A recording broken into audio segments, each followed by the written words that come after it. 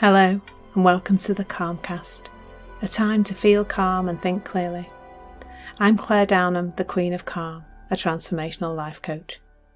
I was a burnt-out head teacher who finally made the journey to calm after years of trying, and I want to prevent you from having to do the same. The Calmcast is a series of short explorations, gently guiding you back to your natural state, which is calm and clarity. Just listen like you would listen to music, with an open mind and curiosity. There's nothing else to do. Now let's relax into today's episode. So today I'm exploring rejection, and I've not really considered, I don't often consider where these things are going to go. I just start with the subject and see where we end up. So this was a request from a contact of mine or a friend of mine on LinkedIn who asked me about to talk about the stress that comes from when we've put our heart and soul into producing some kind of proposal for somebody in business, and that gets rejected. And I have had to really think about this, because I can remember that feeling before, when I ran a hypnotherapy business. There was a lot of rejection. I gave a lot of time to consultations and things like that, and would, ghosting. That was that was one of the things that used to happen a lot. It still happens now, where somebody, but not as much so now actually, but where somebody even agrees to work with you and then disappears completely. Like, you can't get them on the phone, they don't answer your calls, they don't reply to your messages, texts, emails, etc. And they just seem to have disappeared in a puff of smoke. And I used to feel that rejection really strongly as being about me. They don't like me, they're rejecting me.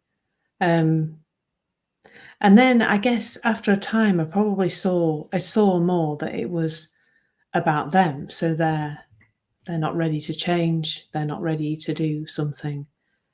So I would make up there's two stories there, isn't there? There's a story of it being about me, the rejection. I'm going to talk a little bit more about that later on, probably. But then there's the other story that we can then wrap a story around that person, and they're not ready to change. They're making a terrible mistake. They're, how very dare they, kind of thing. But let's think about that first one first, about what rejection really means. And I too put a lot of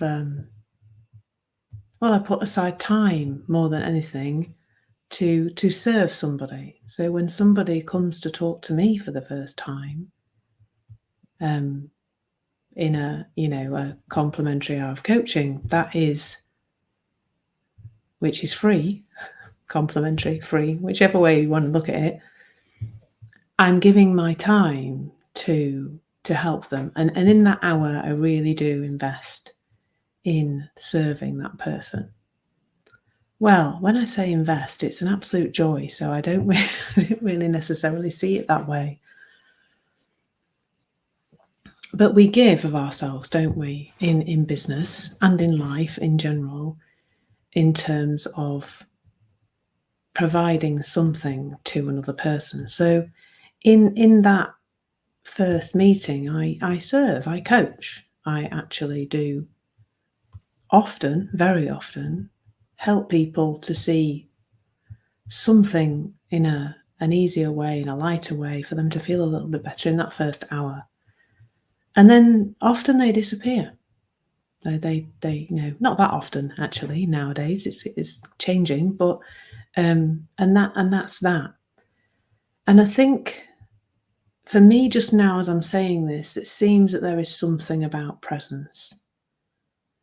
Like, in the moment, I enjoy those conversations. I get as much out of them as the other person, because I'm doing something that brings me a great deal of joy. And I think now more than ever,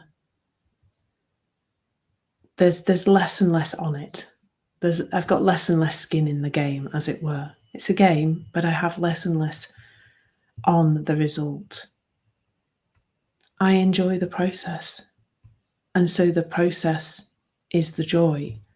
The joy doesn't have to come from somewhere in the future where somebody signs up and pays me some money. So that's something to, quite often when we feel rejection, it's because we wanted to feel something as a result of the acceptance, because that's the opposite of rejection, isn't it?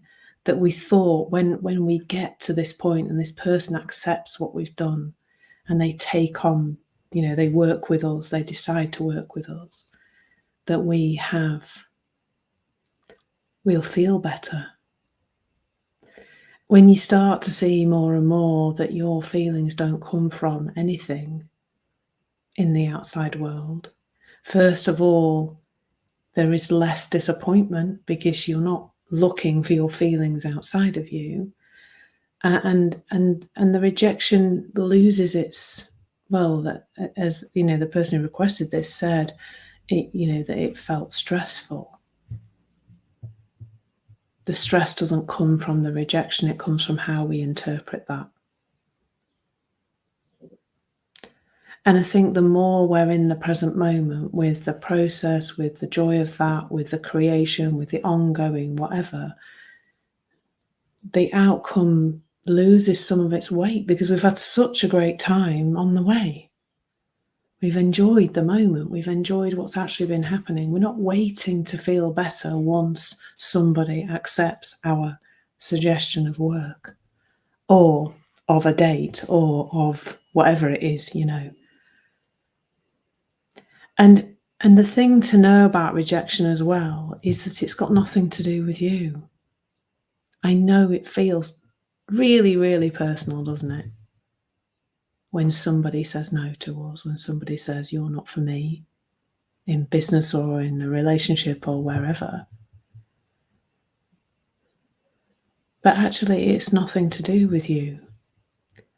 It's to do with that person's point of view. It's to do with that person's thinking. It's to do with their preferences. It's not got anything to do with you. So there's some curiosity here, which is always the place, the direction to look in. And the curiosity is around if we find ourselves to be feeling stressed about rejection, what is it that we think should be different to how it is? What is it that we're thinking that isn't true? I suspect most of the time we're thinking that rejection means something about us, that it is a sign of some lack that we have in some way. And without all of that, there's more space. There's space to go back with a different offer. There's space to go offer somewhere else. There's space to serve somewhere else. There's space to enjoy the moment of what we're actually doing.